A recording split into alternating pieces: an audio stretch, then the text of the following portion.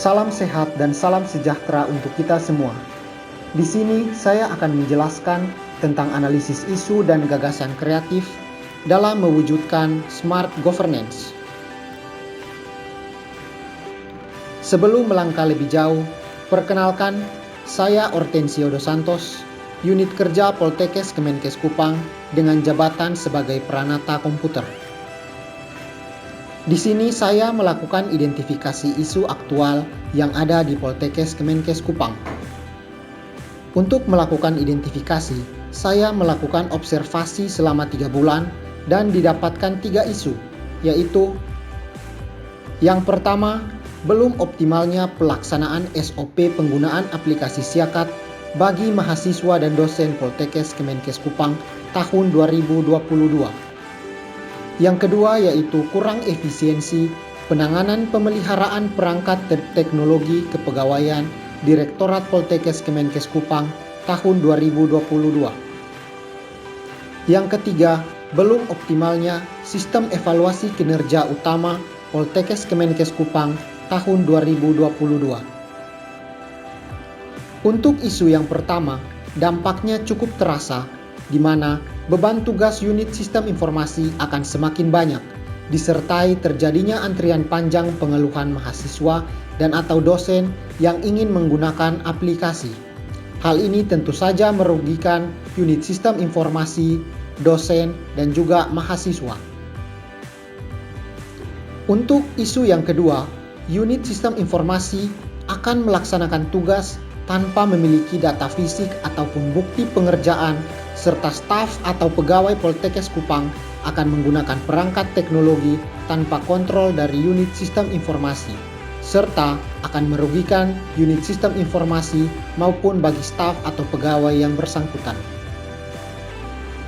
Dan isu yang terakhir, berdampak secara langsung kepada seluruh sivitas Poltekkes Kemenkes Kupang, di mana jika tidak ditangani akan terjadi manipulasi data ataupun pemalsuan data dari jurusan atau program studi tanpa pengetahuan Direktorat Poltekkes Kemenkes Kupang karena tidak adanya kalkulasi data yang memadai. Di sini kita dapat melihat bahwa pihak yang dirugikan yaitu program studi itu sendiri, unit akademik, dan juga Direktorat Poltekkes Kemenkes Kupang. Setelah melakukan identifikasi, berikutnya adalah melakukan penapisan isu dengan metode APKL, yaitu yang pertama, analisis isu menggunakan aktual, yaitu isu tersebut masih dibicarakan atau belum terselesaikan hingga masa sekarang. Yang kedua adalah problematik, di mana isu yang menyimpang dari harapan standar, ketentuan yang menimbulkan kegelisahan yang perlu segera dicari penyebab dan pemecahannya. Yang ketiga adalah kekalayakan. Isu yang diangkat secara langsung menyangkut hajat hidup orang banyak dan bukan hanya untuk kepentingan seseorang atau sekelompok kecil orang. Yang terakhir adalah layak, yaitu isu yang masuk akal, logik, atau pantas, realistis dan dapat dibahas dengan menggunakan tugas, hak, wewenang, dan tanggung jawab.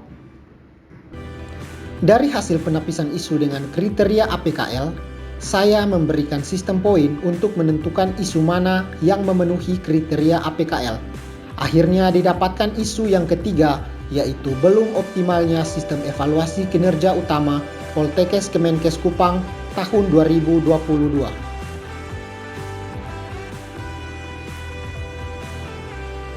Setelah menemukan isu utama, di sini saya melakukan analisis penyebab isu menggunakan diagram fishbone dengan metode 5S, antara lain.